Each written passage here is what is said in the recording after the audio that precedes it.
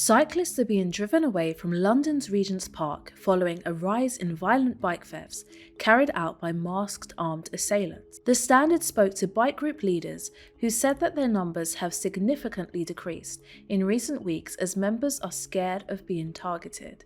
It started a couple of years ago in Richmond Park. There was quite a well-documented case of people getting bike jacked. It hadn't crossed to here until I suppose a year or so ago. The start of it was people coming to the park got bike jacked, sometimes violently, sometimes not. You know, obviously phone snatching is a massive issue, but this tends to be more aggressive and tends to be, you know, we had an old gentleman pushed off his bike and his bike stolen. You know, he had fairly significant injuries. There's absolutely no need for that. They took his bike. I don't think he'd have put up resistance. So, you know, it's really impacted an important part of the Regent's Park community. People I ride with, many of them have stopped coming, and they're just trying to come and do some exercise before work on bikes. It's, you know, pretty healthy thing, and especially with women feeling vulnerable.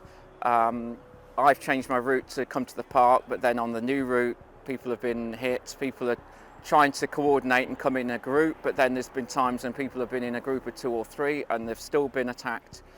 So that's very much a recent thing here. The feeling of being vulnerable is not something I'm used to as a man in the city, but it is something I have now, and it's obviously a lot worse for women, and female members of my club have stopped coming here. The park is closed to traffic between 5:45 a.m. and 7 a.m. each day, making it a popular place for cyclists to train and avoid traffic. But in doing so, it has made them vulnerable to criminals who lie in wait. It's usually 2 males on a moped or a motorcycle last time, usually with balaclavas. So, you know, the idea of having video cameras collect, you know, that's not going to work. They turn up, you know, they have a look, they see that this bike's a Trek, right, okay, that's worth 5,000 or 6,000 quid, that would be the one for us.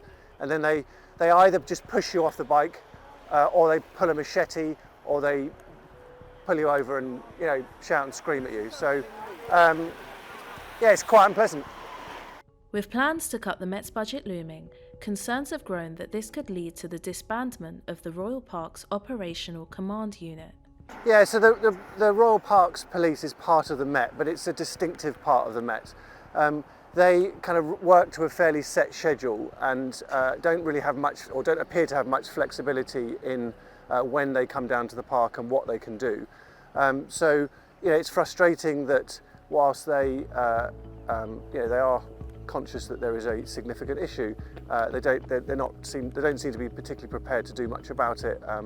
So yeah, I think the community is quite frustrated by that.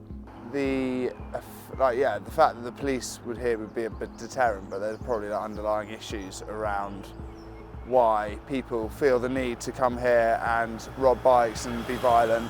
So it's sort of like tackling the problem at the root cause as a more preventative measure, rather than just treating the actual end result of people being out here being violent. Chief Inspector John Hine from the Royal Parks Unit said, "We have been working hard to curb bike thefts in and around Regent's Park, including patrolling hotspot locations.